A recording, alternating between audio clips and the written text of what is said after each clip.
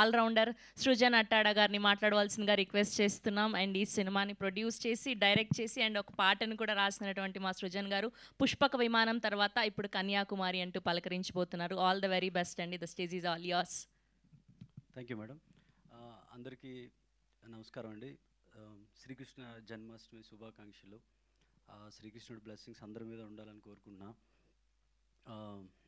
ఇది కన్యాకుమారి నాకు దర్శకుడిగా రెండో చిత్రం. ప్రొడ్యూసర్గా రాడికల్ పిక్చర్స్లో ఇది నా మొదటి చిత్రం. నా మొదటి సినిమా ప్రొడ్యూస్ చేసిన పుష్పక విమానం, నా గాడ్ ఫాదర్ గోవర్ధన్ దేవరకొండ గారికి ఈ సందర్భంగా నేను కృతజ్ఞతలు చెప్పుకుంటున్నా. అలానే మా విజయ్ దేవరకొండకి వాళ్ళ సపోర్ట్ వల్ల నేను ఇక్కడ ఉన్నా. దాని తర్వాత కన్యాకుమారి విషయానికి వచ్చేసరికి కన్యాకుమారి ఫిల్మ్ రిలేటెడ్గా ఒక మాట చెప్దాం అనుకుంటున్నా. ఈ ఫిల్మ్ ఎలాంటిది అంటే మనకి పంట పొలాల్లో గట్ల మీద పుట్టే ఒక చిన్న గడ్డి పువ్వులు ఉంటాయి కదా, వైల్డ్ ఫ్లవర్ అంటాం. ఆ కైండ్ ఆఫ్ ఫిల్మ్ ఇది. ఎందుకు అంటున్నాను అన్నది మీకు చెప్తా. ఇది బేస్ ఎక్కడ అంటే కన్యాకుమారికి కరోనా టైంలో లాక్డౌన్లో శ్రీకాకుళంలో ఒక ఊర్లో ఉండిపోయాను నేను. ఆ ఊర్లో చుట్టుపక్కల ఊర్లో మార్నింగ్ వాక్ చేస్తూ ఉన్నప్పుడు ఒక అమ్మాయి రోడ్ మీద బ్యాగ్ వేసుకొని ఉదయానికే శ్రీకాకుళం నడుచుకుంటూ వెళ్ళేది. రోజు చూసేవాడిని ఆ అమ్మాయిని. ఒకసారి ఆ అమ్మాయిని దాటి అలా ముందుకెళ్తుండగా ఒక చెట్టు కింద, మర్రి చెట్టు కింద పొలం నుంచి పనులు చేసుకుంటూ వచ్చి కుర్రోళ్ళు కూర్చొని జోక్స్ వేసుకుంటున్నారు. నాకు ఆ విజువల్ చాలా బాగా అనిపించింది. కుర్రోళ్ళేమో పొలం పనులు చేసుకొని చెట్టు కింద మాట్లాడుకుంటున్నారు, అమ్మాయి రోడ్డు మీద నడుచుకుంటా సిటీకి జాబ్కి వెళ్తుంది. అది నాకు మైండ్లో పడిపోయింది. అది ఈ ఈ ఈ మనుషులతోటి ఇక్కడే సినిమా చేయాలని అనుకున్నాను. తర్వాత హైదరాబాద్ వచ్చేసాను. ఈ పుష్పక విమానం పనుల్లో పడిపోయాను, కానీ మనసు ఆ కథ మీదకి వెళ్తూ ఉంది. కాకపోతే ఆ కైండ్ ఆఫ్ ఫిల్మ్ చేయాలంటే కొత్త యాక్టర్స్ కావాలి, కథలో ఒదిగిపోయే నటులు ఉండాలి. కొత్తలతో సినిమా చేస్తే పరిస్థితి ఏంటనేది అందరికీ తెలుసు, మన మీడియాకి తెలుసు, ఫిల్మ్ రిలేటెడ్ అందరికీ తెలుసు. నువ్వు ఫెయిల్ అయిపోతావు, రిలీజ్ అవ్వదు, money, all these are challenges. ఎందుకో మరి నాకు మనసుకి ఇదే చేయాలనిపించింది. ఏమైతే అయింది, ఇది చేయాలనుకున్నా. కాకపోతే ఇందులో నాకు ఛాలెంజ్ ఏంటంటే, ఇందులో హీరో పాత్ర మీరు టీజర్ చూసుంటారు, అందులో రైతు. కథకు అనుసారంగా నేను డిఫరెంట్ ల్యాండ్స్కేప్స్ షూట్ చేద్దాం అనుకున్నా. ఇప్పుడు మనం చూస్తే వర్షాకాలంలో భూమి అంతా గ్రీన్గా పచ్చగా ఉంటుంది, ఎండాకాలంలో బ్రౌన్గా ఉంటుంది, జాన్యువరి ఆ టైంలో ఆ ఏరియాలో కొద్దిగా ఎల్లోయిష్గా ఉంటుంది. అవి క్యాచ్ చేద్దాం అనుకున్నా. అది చూపించాలన్నా ఒక 1.5 year టైం పడుతుంది. ఇది అర్థం చేసుకునే ప్రొడ్యూసర్స్ ఎవరుంటారో, మనం వేరే వాళ్ళకి ఇబ్బంది పెట్టకూడదు, ఇది నేనే చేయాలని డిసైడ్ అయ్యాను. బట్ నేనే చేయాలి అని అంటే మెయిన్గా మనీ ఉండాలి. సో ఇంటెన్షన్ ఉంది కానీ మనీ లేదు. కొద్దిగా నా దగ్గర ఉన్న డబ్బులు, ఇంట్లో ఉన్న డబ్బులతో శ్రీకాకుళం వెళ్ళిపోయి దారిలో విజయవాడ కనకదుర్గమ్మ టెంపుల్ దగ్గర దిగి నీదే భారం అని వెళ్ళిపోయాను. ఫస్ట్ స్కెడ్యూల్లోనే ఉన్న డబ్బులన్నీ అయిపోయాయి. అక్కడ టోటల్గా ఏం చేసామంటే ఒక 4-5 ఇల్లులు తీసుకొని టోటల్ క్యాస్ట్ అండ్ క్రూ అక్కడే ఉండిపోయాము. ఒక 8-9 months అక్కడే ఉండిపోయాము. మళ్ళీ వెళ్తూ వస్తూ ఉన్నాం. ఇప్పుడు మీరు చూసిన టీజర్లో చూసిన గీత్ సాయిని మాట్లాడే విధానం కానీ, తను ఎక్కడి నుంచి పట్టిందంటే, వాళ్ళకి సీన్స్ని ప్రాక్టీస్ చేయించలేదు, వాళ్ళకి ఆ క్యారెక్టర్స్, ఆ క్యారెక్టర్ ఎలా మాట్లాడతారు, ఎలా ఉంటారు, అది రియల్ లైఫ్లో శ్రీకాకుళంలో చూసి తను పట్టుకొని చేసింది. సో అంత గ్రౌండ్ వర్క్ చేసాము. హీరో చేసిన పాత్ర రైతు. వాడికి మా ఊరు తీసుకెళ్ళి లుంగీను టవలు అన్నీ ఇచ్చేసి ఒక పారిచ్చి ఒరిజినల్ రైతులతో పొలంకి వెళ్ళి పని చేయించేవాడిని. వాళ్ళతో వెళ్ళిపో అని, వాడు వాళ్ళతోనే వెళ్ళి వచ్చేవాడు. So that is how we made it. అందుకే నేనే బేసిక్గా ఫిల్మ్ మేకింగ్లో మనం స్క్రిప్ట్ రాస్తాము, తర్వాత ఎక్కడో ఒక రూమ్లో ఉండి స్క్రిప్ట్ రాస్తాము, తర్వాత ఎక్కడికి వెళ్ళి షూట్ చేస్తాము. నాకెందుకో ఇది ఒక రూమ్లో ఉండి స్క్రిప్ట్ రాయాలనిపించలేదు. ఆ రియల్ లొకేషన్స్కి వెళ్ళిపోయి అక్కడ ఉన్న మనుషులతోని వీళ్ళని కూడా అక్కడికే తీసుకెళ్ళిపోయి ఆ ప్రాసెస్లో తయారు చేసిన ఫిల్మ్ ఇది కన్యాకుమారి. ఒక సినిమా తీసేటప్పుడు అవి ఇప్పుడు పల్లెటూరులో ఏమనేవాళ్ళంటే మళ్ళీ మళ్ళీ ఎందుకు రా వస్తున్నాడు ఈడు అన్నట్టు అనేవాళ్ళు. ఆ సేమ్ ఊరు షూటింగ్కి వెళ్తూ ఉండేవాడిని. ఫస్ట్ డే రెస్పెక్ట్ ఇచ్చేవాళ్ళు, సెకండ్ డే ఎవడరా ఈడు మళ్ళీ వస్తున్నాడని. థర్డ్ డే అయితే అంటే థర్డ్ టైం ఫోర్త్ టైం వెళ్తూనే ఉండేవాళ్ళం.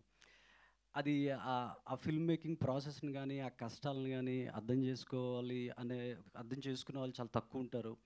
ఆమ్, ఒకటే ఇంటెన్షన్ పెట్టుకున్నాను, రేపు లేదు ఇంకొక సినిమా కూడా చేయను, ఇది కొత్త యాక్టర్స్తో చేస్తా, అది రిలీజ్ అవుతుందో లేదో తెలియదు, బట్ ఈ ఒక్క సినిమా అయితే చేస్తా, అది 10 మందికి చూపించినా చాలు, వాళ్ళకి నచ్చినా చాలు అని. ఆ, సినిమా చేయకముందు గోల్డ్ చైన్ ఉంగరాలు అన్నీ ఉండేవి, ఇప్పుడు ఏం లేవు. మా నాన్నగారు బ్యాంక్లో పనిచేసేవాళ్ళు, అతను రిటైర్ అయిపోయారు, ఇప్పుడు లోన్స్ ఆల్మోస్ట్ బ్యాంక్ లోన్స్ మీద చేసినవి. సో ఒకే ఒక వైట్ హెయిర్ ఒక చిన్నది ఉండేది స్ట్రాండ్ ఇప్పుడు. So that is how we made it. ఇక్కడ గీత్ సైని లేకపోతే యాక్చువల్లీ ఈ film impossible to do it అనమాట. అమ్మాయి క్యారవాన్ లేదు, అక్కడ ఏ ఊరు వెళ్తే ఆ ఊరిలో ఎవరితోనో మాట్లాడి పరిచయం చేసుకొని వాళ్ళ ఇంట్లోనే ఉండిపోయేది, వాళ్ళ ఇంట్లోనే మేకప్ కానీ ఇవన్నీ. అసలు మళ్ళీ యాక్టింగ్ చేసేది, ప్రొడక్షన్ ఏమైనా హెల్ప్ కావాలంటే చేస్తుంది, నేను డైరెక్టరు ప్రొడ్యూసరు అన్నీ. ఒక 5గురు టీం మేము, నాకు ఇద్దరు ఏడీస్, వంశీ, శేఖర్, గోపి, మదన్. ఏడీస్ వాళ్ళే, ప్రొడక్షన్ టీం వాళ్ళే, ప్రొడ్యూసర్స్ వాళ్ళే, ఎగ్జిక్యూటివ్ వాళ్ళే, ఎవ్రీబడి ఆ ఐదుగురమే సినిమా చేసాము గీత్ సైనితో. సో ఇలాంటి ఫిల్మ్ అందుకే వైల్డ్ ఫ్లవర్ అన్న శ్రీకాకుళంలో ఎక్కడో చేసాం ఈ ఫిల్మ్ని. అలాంటి ఆ వైల్డ్ ఫ్లవర్, ఆ న్యాచురల్ ఫిల్మ్ని జనాల ముందుకి తేవాలి అని అంటే, అసలు నేను షూట్ చేస్తున్నప్పుడు కూడా చెప్పా కదా, నేను ఇది రిలీజ్ చేయలేను, అసలు దీన్ని ముందుకు తీసుకెళ్తానా లేదా అనేది నాకు తెలియదు. ఇక్కడికి వచ్చి ఫిల్మ్ అయిపోయిన తర్వాత, ఫిల్మ్ కంప్లీట్ అయిన తర్వాత ఒక 100-150 మెంబర్స్ చూపించాను నేను నార్మల్ ఆడియన్స్కి. వాళ్ళ రియాక్షన్స్ చూసిన తర్వాత ఒక కొంత సాటిస్ఫాక్షన్, హ్యాపీ అనిపించింది, అమ్మ వి అచీవ్డ్ సంథింగ్ అని. ఇప్పుడు ఇది ఎలా ముందుకు తీసుకెళ్ళాలి ఏంటి అని అంటే, మధుశాలిని మేడం గారు సినిమా చూశారు. ఆవిడకి ఎంత నచ్చింది అంటే, ఆవిడ బేసిక్గా ఇలాంటి ఫిల్మ్స్ టికెట్ కొని థియేటర్కి వెళ్ళడానికే కొద్దిగా భయపడే టైంలో డబ్బులు పెట్టి సినిమాని ముందుకు తీసుకెళ్ళడానికి వచ్చారు ఆవిడ. So thank you madam. నేను చెప్పా కదా, దుర్గాదేవిని ముక్కొని నీదే భారం అన్న. ఐ థింక్ ఆ బ్లెస్సింగ్స్తో షీ కేమ్ ఆన్ బోర్డ్. తను నేను అలానే ఫీల్ అవుతున్నా. ఈ సినిమా ముందుకు వస్తుంది అని అంటే అది మషాలిని గారి యొక్క సపోర్ట్. మీకు కన్యాకుమారి ఫిల్మ్ గురించి ఇంకోటి చెప్పాలి ఏంటంటే, ఇది హైలీ ఎంటర్టైనింగ్గా ఉంటుంది, న్యాచురల్ క్యారెక్టర్స్తో ఉంటుంది, మనసుని హత్తుకునే సీన్స్తో ఉంటుంది, మనం ఒక రియల్ ఎమోషన్స్తో చూసే ఫిల్మ్లా ఉంటుందన్నమాట. ఆగస్ట్ 27th వద్దాం అనుకుంటున్నాం, కానీ ఒక చిన్న సినిమా, జస్ట్ కంటెంట్ని నమ్మి తీసిన సినిమా ఇది. జనాల ముందుకి ఇంకా ముందుకు తీసుకెళ్ళాలన్నా మాకు సపోర్ట్ కావాలి. దాన్ని అంటే చెప్పాను కదా, ఇప్పుడు మేము పడిన కష్టాలను చెప్పుకుంటే బుక్ రాయొచ్చు, కానీ చెప్పుకోవడం ఇష్టం లేదు. బట్ ఇది ముందుకు తీసుకెళ్ళాలి అంటే సపోర్ట్ కావాలి. నాకు బాగా ఇష్టమైన ప్రొడ్యూసర్ బన్నివాస్ గారు, తనకి జడ్జిమెంట్ చాలా బాగుంటుంది. తనకి అప్రోచ్ అయ్యాము, we want to show the film to him. తనకి నచ్చితే మాకు కావాల్సిన సపోర్ట్ వస్తుందని మేము అనుకుంటున్నాము. అలానే ఆగస్ట్ 27th ఇది ఆడియన్స్, మీరు బేసిక్గా ఒక ఎక్స్పీరియన్స్ కావాలి అనుకుంటే, ఒక పల్లెటూర్లు, పంట పొలాలు, మనసుకి హత్తుకునే క్యారెక్టర్స్, వాటిలో ఒక అనుభూతి పొందాలనుకుంటే కన్యాకుమారి ఫిల్మ్కి రావాలని కోరుకుంటున్నాను. అలానే ప్రవీణ్ కంద్రేగుల సినిమా బండి తీశాడు, శుభం తీశాడు,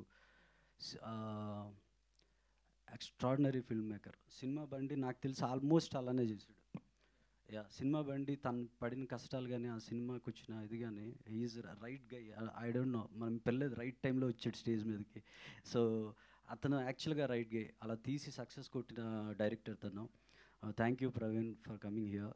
తనది కూడా పరదా రిలీజ్ అవుతుంది, చాలా కష్టపడి తీశాడు. అది కూడా అందరూ చూడాలని కోరుకుంటున్నాను. సో వన్ మోర్ అందరికీ థ్యాంక్ యూ అండి, కృతజ్ఞతలు.